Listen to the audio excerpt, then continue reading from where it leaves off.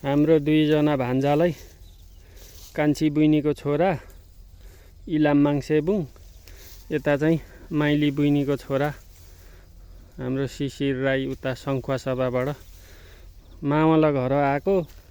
काम लगाएर छैन नि हौ मामाले, घरि धान बोक्न घरि बाँस बोक्न हैन। लु जाउँ होइन त अब ल सकिन्छ भान्जा त यो यता यो सानो चाहिँ बोक्नु होला भान्जाले। लु म ऊ त परको ठुलो बोक्छु। लु यस्तो पो छ हौ माउली घर त। मैले त ल्याइनँ क्या हो त्यो ओछ्याउने होइन। म लगाउ भन्छ लगाउनु होइन। लु म यो गरिहाल्छु ल। लु चलो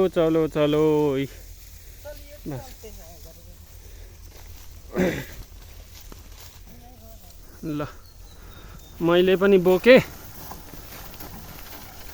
भान्जाहरू यहाँ जाँदैछन्।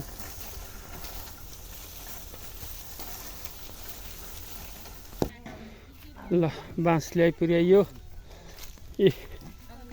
10 घाना बाँस।